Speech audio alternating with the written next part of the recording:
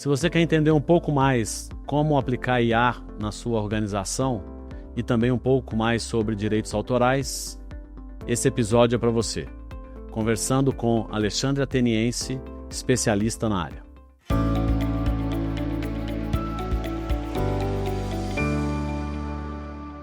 Olá, seja bem-vindo ao José Adriano Talks. Hoje o nosso tema é Profissões na Era da IA e os Desafios dos Direitos Autorais. Nosso podcast é apoiado por MeetSafe, Grupo LPJ, KT Group e Bluetex. A Bluetex é referência em educação corporativa nas áreas contábil, fiscal, tributária, trabalhista, jurídica, RH, compliance e governança e oferece treinamentos práticos e também grupos de discussões empresariais, que é o BXGDE, um encontro mensal sobre tendências e impactos dessas áreas, novidades tributárias, benchmarks. É um grupo criado há 8 anos e apoiado pela FIENG. Estamos recebendo aqui Alexandre Ateniense, que é advogado em Direito Digital, professor, perito em TI, escritor e consultor, vice-presidente do Conselho de Segurança e Privacidade de Dados da AC Minas, que eu participo lá também, tenho o prazer de participar lá com o Alexandre, e ele é autor do livro O Advogado Exponencial na Era da IA. Bem-vindo, Alexandre. Prazer imenso, Zé Adriano, estar falando com você e com seus seguidores do seu canal do YouTube. Obrigado pela gentileza. Alexandre também, como eu, se aventura em compartilhar conteúdo, né, na medida do possível. A gente tenta aí levar um pouco de conteúdo nato, sempre para poder levar para as pessoas informações mais fáceis de entender desse mundo jurídico, tecnológico, e é uma coisa que me fascina.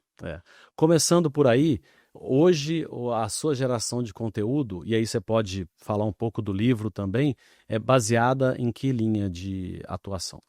Basicamente, levar para o público da internet informações esclarecedoras sobre todos os problemas jurídicos que repercutem a partir de alguns fatos que ocorrem nas plataformas digitais. Então, isso começou já há muito tempo. Eu fui o primeiro advogado do Brasil que usou computador em 81.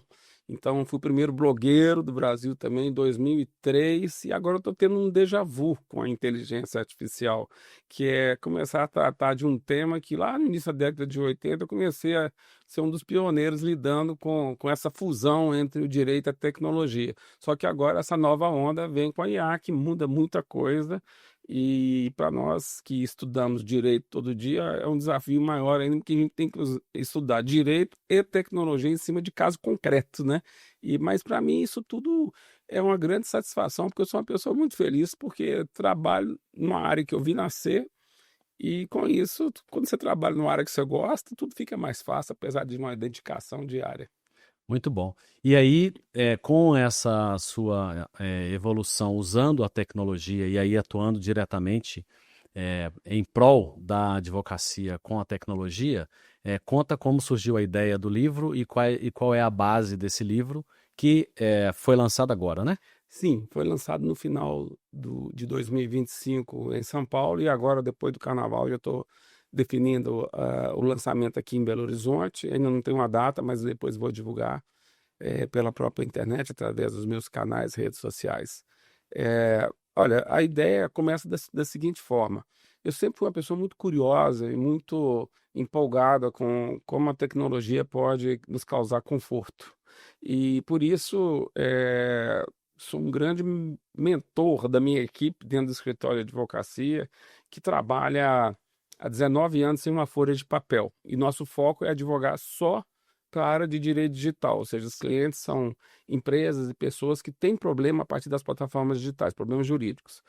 E daí eu falei, poxa, vamos nos jogar em cima da inteligência artificial, vamos ver até que ponto que ela nos proporciona esse conforto. E o resultado foi estrondoso, e ainda por cima, as mudanças que estão acontecendo hoje são avassaladoras. Então o desafio é gerar um conteúdo para compartilhar conhecimento, porque tem um lado acadêmico muito forte. Uhum. E então, dividido basicamente em 3 pilares. Primeiro, eu fiz uma análise de 25 plataformas de IA, nas quais eu acho que tem maior aderência para quem trabalha na área jurídica. com destaque para abordar em casos práticos sobre muitas plataformas de IA chinesas, que para mim se equivalem ou são melhores do que as plataformas norte-americanas. Eu tive a chance de, ano passado, ir até a China, especificamente em Shenzhen, em contato com alguns clientes que eu tenho lá que já usam IA diretamente. Então, foi uma troca de experiência interessante para poder saber quais são essas ferramentas e eu descobri um mundo novo ali, em termos de utilização prática. Uhum. Segundo ponto é passar uma informação que poucas pessoas divulgam, que é quais são os talentos necessários para que, eu falo do advogado, mas poderia ser qualquer profissional liberal, precisam desenvolver para poder tirar os maiores benefícios. Então, a parte humana de desenvolver talentos são coisas assim que extremamente importantes, porque se você não desenvolve esse talento, você vai ficar até um determinado nível achando que a inteligência artificial chegou no seu fim, quando na verdade, na medida que você vai tendo empatia com os algoritmos, você vai tendo curiosidade, você vai aprendendo em relação às respostas, você vai muito além para poder chegar no ponto que a gente está hoje, que é de colocar todas as informações do escritório, todas, em IA. Então, isso gerou um impacto extremamente interessante, porque o terceiro ponto é justamente para poder contar de mais de 150 aplicações em 12 áreas diferentes do escritório que a gente usa de IA todo dia. Só para dar um exemplo muito simples de como é que foi essa transformação, essa inovação. A gente criou diversos, vamos dizer assim, avatares, os Uhum. doutores especialistas em assuntos que a gente estuda, em assuntos em temas de ações que a gente normalmente atende, e ali a gente vai alimentando conteúdos diariamente para que eles funcionem como se fosse um copiloto do advogado na hora que precisa lidar com esses assuntos. E então, cada dia que passa, a gente tem essa curadoria eh, muito bem rigorosas sobre o que está acontecendo, para que rumo que as coisas estão indo, as decisões, as mudanças legislativas, para facilitar com que a gente aumente o poder cognitivo e esteja sempre atualizado para poder resolver problemas dessa natureza de uma forma assertiva e rápida. Muito legal. Não posso deixar de perguntar sobre a questão das plataformas chinesas, porque muitos têm medo de usar plataformas e soluções chinesas, considerando que existe uma preocupação com a falta da informação total, real e atualizada, né? Então, que a China eventualmente não divulga tudo como está, da forma que está. Então, como que você entendeu isso lá, até porque grande parte do que você viu lá a gente nem conhece, certo? Porque o mais chega pelo mundo todo vem dos Estados Unidos e aí ou da Europa, né?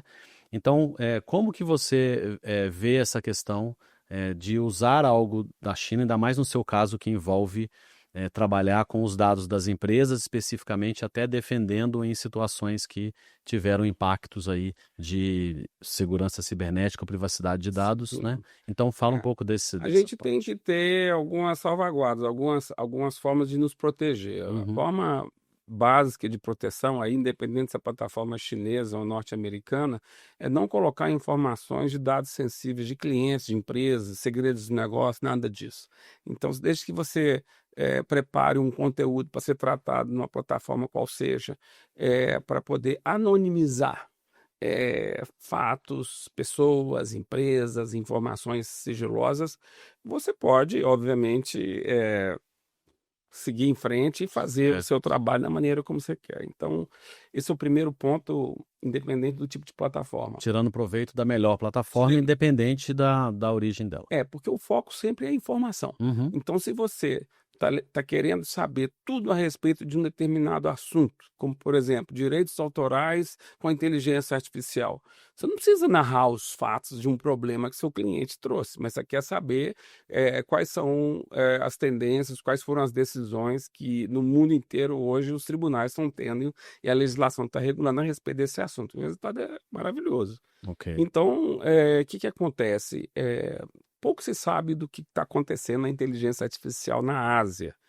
porque a gente só leva, de repente, umas notícias assim.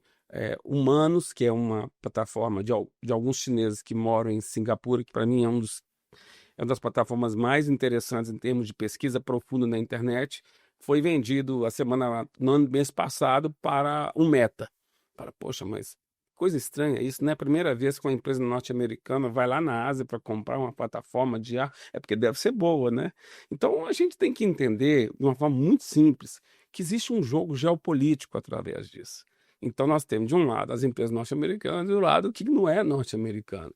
E não é novidade para ninguém que os Estados Unidos domina a mídia mundial. Então, que isso significa dizer? Que eles filtram qualquer tipo de conteúdo que não seja interessante Claro. para as empresas norte-americanas, para que nós aqui na América do Sul saibamos menos do que de fato está acontecendo em relação a essas plataformas. E a única maneira de você quebrar esse filtro é ser curioso, procurar saber quais são os recursos. E eu não me preocupo muito, porque desde que eu tenha um cuidado na forma de tratar as informações dos problemas que eu tenho para buscar soluções, o mesmo risco talvez que eu possa ter numa empresa norte-americana em relação à opacidade, a alguma forma de não saber como é que esse dado vai ser repassado ou não, poderia acontecer também lá na China.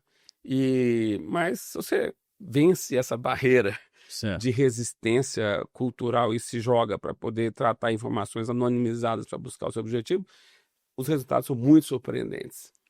E aí, anonimizar é você criar uma máscara para aquela informação. Então, por exemplo, um CPF, você colocar lá uma letra para aqueles números do meio, e aí você criar uma regra que você pode depois desfazer essa regra, né, na hora de você analisar alguma coisa.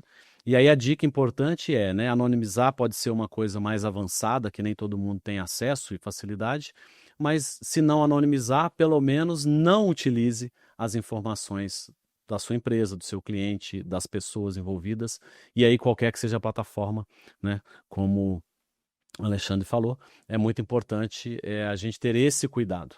E o Manus, que é Manus, né, é uma plataforma que foi muito difundida para a automação das tarefas no momento do lançamento, da utilização em massa, foi colocado como muito melhor do que as outras IAs ali para fazer automação de processos. Custo de tratamento, dependendo da qualidade da resposta que você vai ter, é muito mais interessante. Muito mais interessante. Tem uma outra, por exemplo, também que é nada difundida aqui, chamada Qwen, Qwen.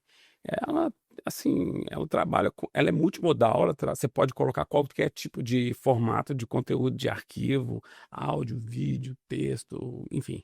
E ela tem vários assistentes dentro dela. Vou dar um exemplo. Eu vou fazer uma viagem com meu filho para os Estados Unidos e tem um assistente lá dentro que chama planejador de viagem.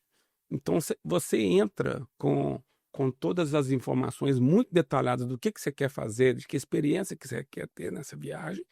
E quanto mais detalhe, melhor. E aí ele começa a dialogar com você para poder montar um roteiro de viagem. Agora, só que interessante, Zé Adriano.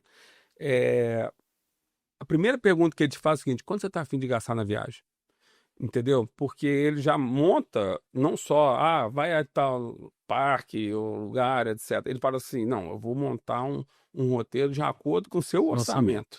E aí ele começa a até te criticar: com esse dinheiro você não vai conseguir fazer muita coisa, não. Aumenta seu orçamento para tanto. E aí ele participa de todo o processo em relação à escolha da passagem, a escolha dos hotéis, a escolha das atrações, e te falando com detalhes quanto é que você vai gastar em cada uma dessas opções para chegar a fazer que a gente chama, né, um breakdown, né, um racional sobre tudo aquilo que você vai fazer na viagem, já te dando a programação assim numa estrutura formatada, como se fosse o seu super mega experiente agente de viagens, mas não só pelas atrações, mas também pelo lado financeiro que envolve uma aventura dessa. Aí, aproveitando esse exemplo seu, porque quantas ferramentas que você... 25. 25 plataformas 25 plataformas. E 150 Mais de aplicações? 150 aplicações. Aplicações, né? Que aí cria os agentes testadas. E um exemplo desse aí de Exato. Planejamento de viagem. Então, para pegar continuar nesse exemplo que facilita para a nossa audiência aí compreender bem, Qual que é a diferença de eu entrar num chat GPT, num Gemini, no Claude, que são hoje os mais conhecidos e utilizados, e pedir para ele planejar a minha viagem, ou nesse exemplo que você deu dessa ferramenta que, na sua concepção, gerou um resultado muito melhor e mais completo? O que tem de diferente nessas ferramentas? Porque esse agente, planejador de viagem, ele já foi treinado, ele já teve os algoritmos programados para poder fazer respostas com padrões que os outros não tiveram. Certo. Não é que os outros vão ser imprestáveis, mas eu acredito que se você for fazer a mesma pergunta para um chat GPT, ele não vai te falar quanto é que você vai gastar em cada situação envolvendo a viagem, o que você está pretendendo gastar. Ele vai demorar muito para chegar Ou naquele talvez, ponto ou se talvez você... ele traga essa informação porque ele não foi treinado com essa informação. Ele foi treinado para poder te trazer uma informação detalhada, mas nem tanto assim. Então, na medida que você customiza um agente, né, de IA, onde você já treina com uma série de referências, com uma série de padrões que tem a ver com a finalidade específica, o resultado sai melhor. Agora, você sabe como é que é uma eterna disputa, né? Então, certamente, daqui a pouco o Google que está liderando aí, no meu ponto de vista, Também concordo. as No momento. mudanças na IA, não vai custar muito que ele vai lançar um produto concorrente. E aí nós é que temos que assistir isso. Mas eu acho muito interessante essa oportunidade para poder falar para as pessoas, para abrir um pouco mais a cabeça, porque, de repente, para mim, a IA, muitas vezes, ela serve para poder resolver problemas, para poder fazer previsões, para poder evitar que eu erre menos, tenha mais qualidade no meu trabalho, tenha mais rapidez e gastar menos. Então, abra sua cabeça, não entra nessa briga geopolítica e se permita a estar atualizando não só em relação ao que está acontecendo no mundo ocidental, mas também no mundo oriental, que é muito interessante. E conheça outras ferramentas, né? É claro que para quem não conhece ou está usando muito pouco, não tem problema nenhum, fica lá usando o chat GPT, conhece melhor o chat GPT, porque também sai olhando um monte de ferramentas, né, vai se perder, mas à medida que você tem um mínimo de maturidade ali, conhece bem, usa bem, seja o notebook LM, seja o Gemini, o Claude ou o chat GPT, vale a pena começar a entender as outras plataformas, os outros aplicativos. Eu sugiro até a pessoa um dia fazer um prompt para dizer o seguinte: liste para mim quais são as melhores plataformas, não só do Ocidente, mas do Oriente. E quais são as funcionalidades que cada uma se destaca. Porque não é nada igual uma da outra. Cada um tem um foco específico. Vou te dar um outro exemplo de uma que é muito interessante, chamada Z.ai. Essa plataforma, ela foca muito em questões de vídeo, de imagem e tudo mais. Então, só para você ter ideia, eu fiz um teste outro dia, peguei um trecho de um vídeo de um jogo do Brasil na Copa do Mundo de 1970. Subi esse vídeo e falei assim: o que é isso aí? Ela falou assim: não, isso aqui é o jogo do Brasil com a Itália no final da Copa de 70. Esse aqui é um lance que o Pelé fez um gol de cabeça aos tantos minutos do segundo tempo. Então, foi treinado com bilhões de imagens para chegar nesse ponto. Para chegar nesse ponto. Quer dizer, outras poderão chegar nesse ponto, mas hoje existe esse destaque. E essa corrida é muito boa porque no momento em que, igual aconteceu com o Google agora recente, que lançou a nova versão do Gemini, ele se posicionou mais à frente dos demais. Sim. Aí daqui a pouco vem o ChatGPT, traz uma versão nova, e aí é uma corrida que a gente vai acompanhando e tirando proveito do melhor que eles vão trazendo, né? O mais importante é a gente entender o seguinte: acabou a era de uma pessoa chegar e falar assim: isso eu não sei. Não, quando a pessoa responde isso eu não sei, é porque ela teve uma preguiça intelectual de chegar numa dessas plataformas, minimamente fazer uma pergunta simplória e dali ela começa a se orientar a esse respeito. Então, as pessoas têm que se jogar, têm que ser curiosas, têm que ter sempre vontade de aprender. Aí as mudanças vão acontecer. Eu falo assim, de uma forma bem simples para as pessoas entenderem. Você tem que estar com cabeça aberta para reaprender a forma de aprender. Então, eu digo isso tudo todo dia com a minha equipe do escritório, eu falo assim, olha gente, se vocês continuarem a ter uma metodologia para poder elaborar uma peça, processual qual seja, com a IA do seu lado, da forma como vocês faziam é, antes da IA, vocês nunca vão evoluir. Então, eu costumo dar um exemplo muito interessante, que eu falo lá assim, olha, aqui no escritório acabou a fase do advogado psicografado. O que é o advogado psicografado? É aquele profissional que entende bem a área, vamos supor, reparação de danos por conteúdos ilícitos divulgados na internet. E aí ele fala, não, chega um problema no escritório, você fala, não, isso eu já sei, já fiz outras peças, etc e tal. Então ele chega na frente do computador e começa a ser psicografado, desce o santo, e ele começa a escrever tudo que ele sabe. Qual que é o problema disso?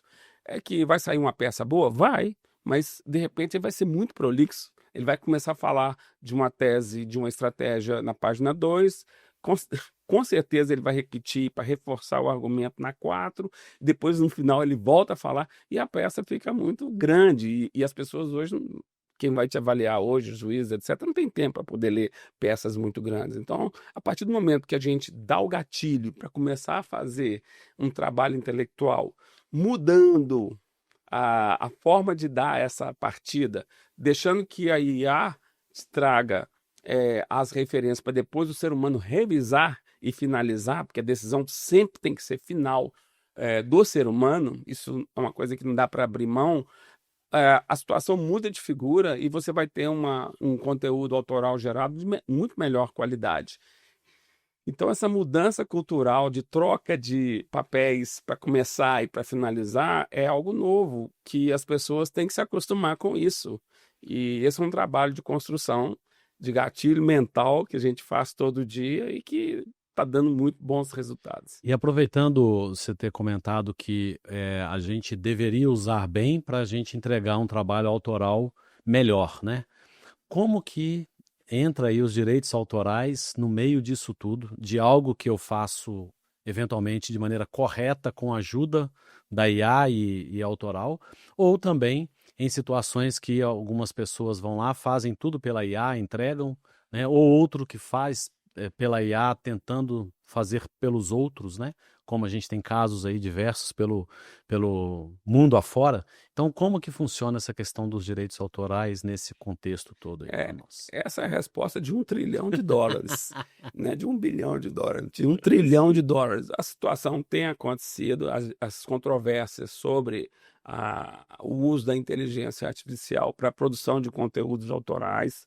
É bom que a gente entenda que os critérios que os tribunais americanos têm se pautado para poder decidir, embora ainda não tenham efetivamente decidido algo escrito na pedra de que o critério vai ser esse. Sim, você tem vários processos em andamento. Eu destacaria um do New York Times contra a OpenAI, em que o New York Times defende que a OpenAI treinou toda a sua ferramenta do ChatGPT com conteúdo não autorizado do New York Times, de modo que ele propicia um benefício para a pessoa não precisar ler o New York Times do dia, porque se ele chegar e digitar quais foram as notícias de destaque hoje no New York Times, ele vai ter a resposta, mas uma resposta que é a íntegra de trechos que foram gerados de forma autoral pelo New York Times. Certo. Então isso seria uma cópia, isso não seria apenas um cálculo matemático de semelhança de palavras, porque não são sentenças, são trechos literalmente idênticos. E isso ainda não foi totalmente decidido, tem teses tanto para um lado quanto para o outro, porque tem gente que, pelo lado das empresas, eles defendem que, por exemplo, eu te dou um limão, e eles recebem esse limão e fatiam pedaços desse limão e distribuem.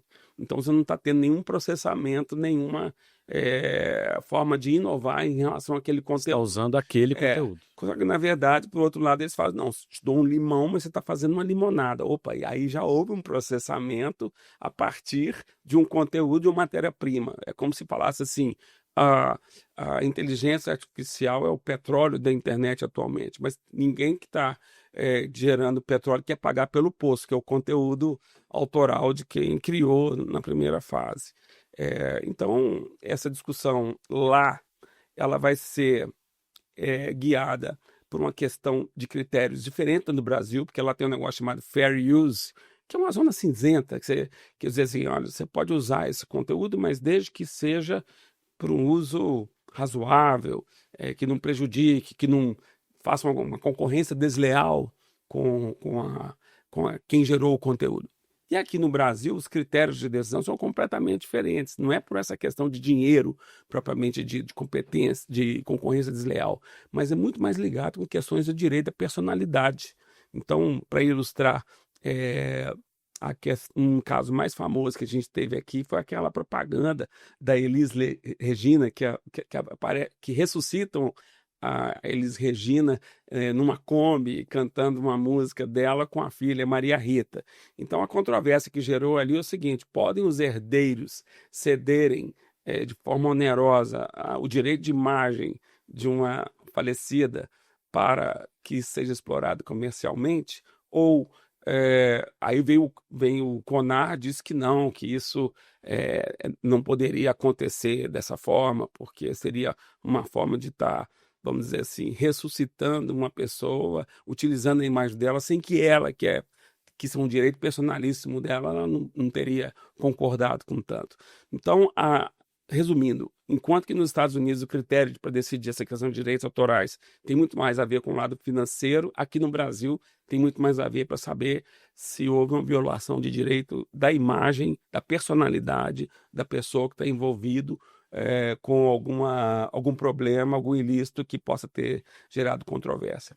E a regulamentação que está sendo discutida no Brasil é baseada na legislação europeia, certo? Sim. E ela está indo nesse caminho? É bom que a gente diga o seguinte: a Lei de Direito Autoral no Brasil era de 1998. Então, você imagina, nós estamos legislando problemas de streaming, de inteligência artificial, com a lei da época do CD e da fita cassete. Então, nós estamos realmente defasados por uma proteção mais detalhada a respeito disso. Então, nós temos hoje projeto de lei que já fala especificamente sobre proteção de direitos autorais com a inteligência artificial, esclarecendo pontos muito importantes, que, por exemplo, que a autoria nunca vai ser do sistema de IA, que para se considerar como autor tem que ter a participação humana explícita em relação a isso. Só o sistema por si só não é criador e não gera absolutamente nada que possa ser protegido.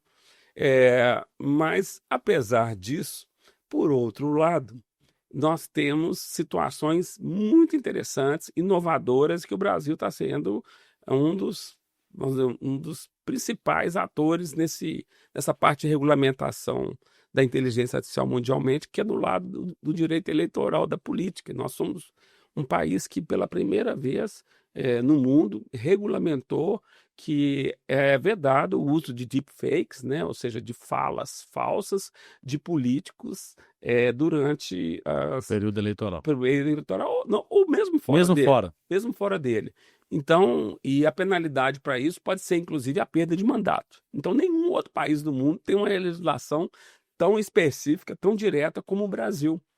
Por quê? Porque o conceito brasileiro é mais restritivo, derivado justamente da gente ter sempre aderido muito mais à inspiração da legislação europeia, que é mais protetiva em relação ao americano. Eu estudei nos Estados Unidos, tive a oportunidade de entender o que é o conceito de liberdade de expressão nos Estados Unidos, que é 1000 vezes mais amplo do que o conceito de liberdade de expressão no Brasil. No Brasil, em termos de direito autoral, nós temos uma lista na legislação taxativa. Olha, não vai ser violação de direito autoral se você usar o conteúdo de terceiro para fins de estudo científico. Essa é uma das hipóteses. Então, você tem uma lista enorme que é taxativa, é aquilo. Então, se por acaso não está inscrito na lista, não é considerado como violação. Aliás, não é considerado como sendo um uso permitido. Permitido, considera-se uma violação. Exato.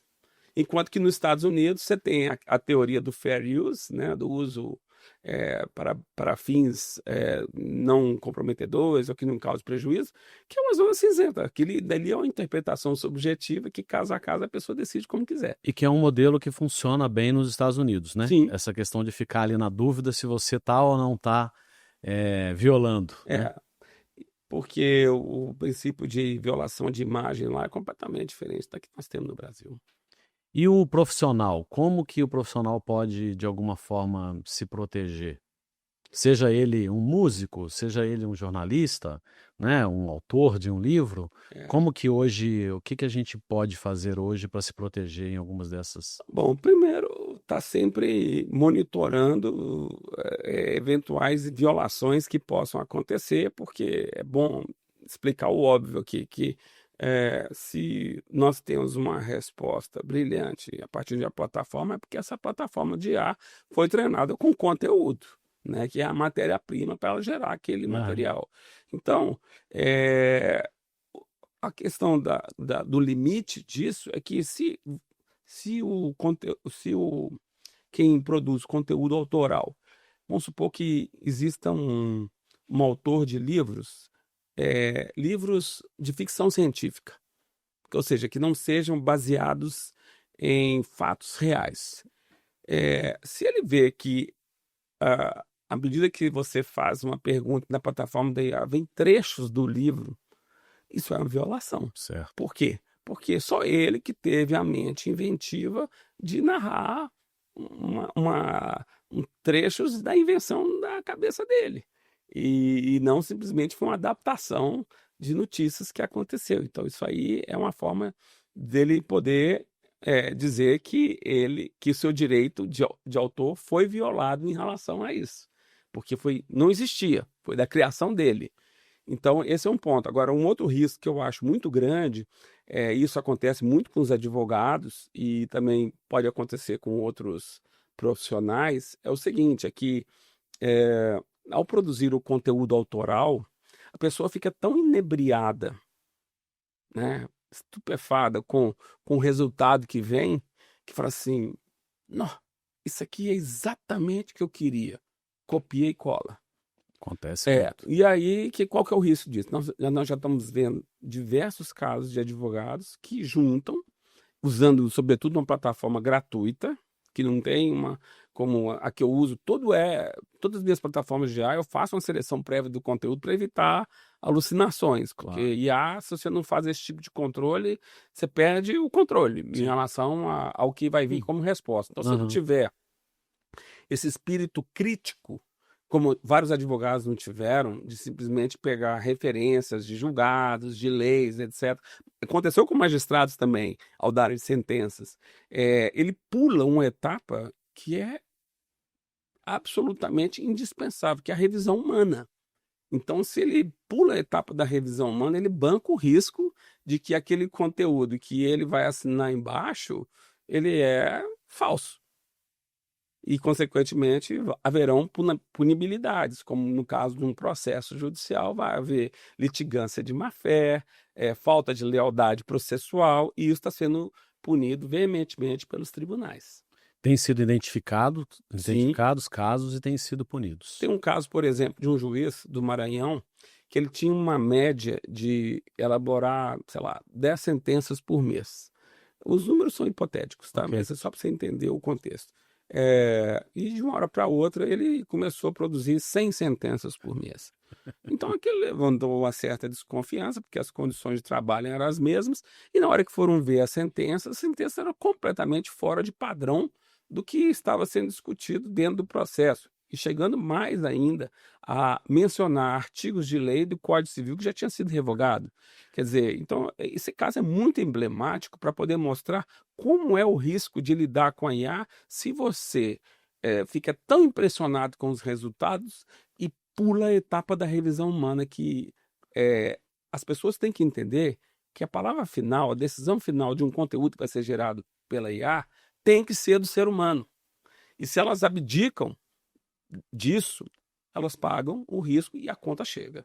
Essa semana eu vi uma matéria no Valor de um colega seu, né, advogado, E eu vi a matéria e eu não consegui localizar aquilo que ele estava colocando na legislação. E pesquisei, eu uso muito as IAs, uso algumas delas, pesquisei e tal e não consegui achar.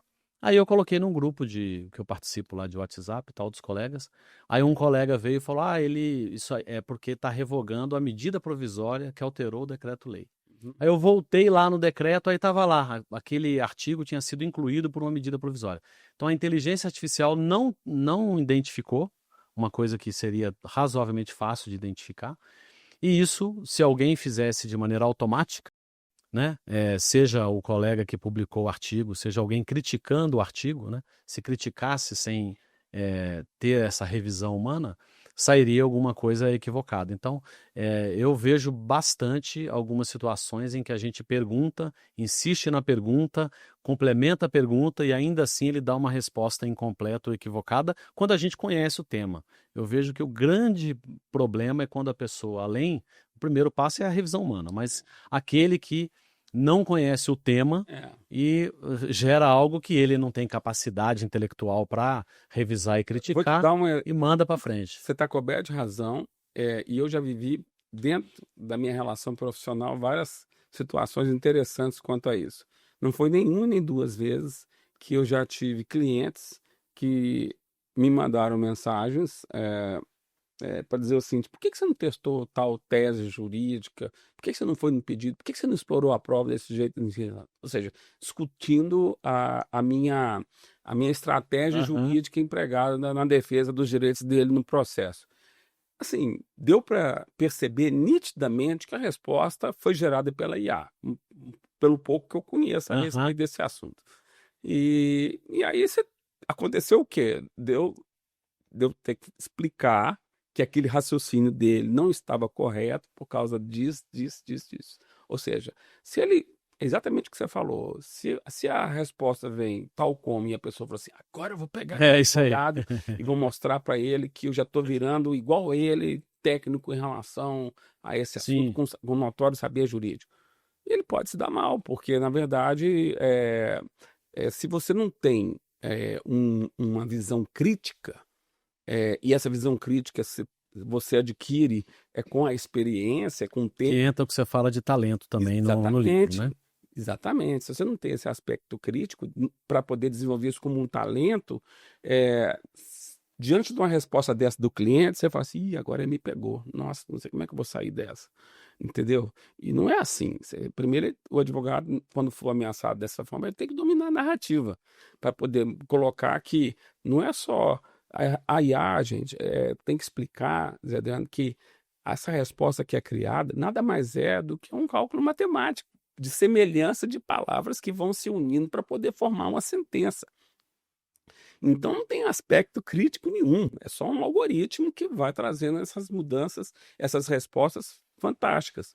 Por isso que isso é parte do processo e que não dá para abdicar da revisão humana, que aí quem tem mais experiência vai ter um aspecto crítico maior e, consequentemente, vai entregar um trabalho de melhor qualidade.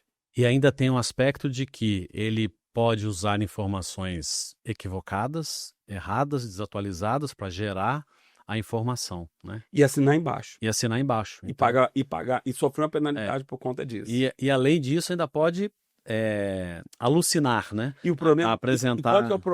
qual que é o maior dano que pode acontecer em relação a isso? Vou dizer que nem a indenização ou qualquer penalidade em dinheiro que tem que pagar, é a reputação.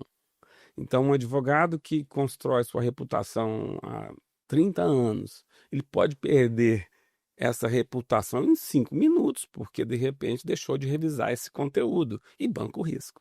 Foi pelos atalhos. Isso aí. Alexandre, muito obrigado, viu, pela sua presença, pela sua participação. Acho que foi muito esclarecedora, ajudou demais aqui o nosso público. E você que nos acompanhou até aqui, siga-nos nas redes sociais, @mitsafe, @joseadriano. Os nossos podcasts estão no YouTube e nas demais plataformas de áudio. Deixe seu comentário, sugestão de tema ou de convidado, vai ser um prazer receber. O nosso podcast é apoiado por MitSafe, Grupo LPJ, KT Group e Blutex, que é referência em educação corporativa nas áreas contábil, fiscal, jurídica, trabalhista, compliance, RH e governança, e oferece treinamentos práticos e grupos de discussões, debatendo os temas mais atuais e os benchmarks com as empresas. Muito obrigado e até o próximo.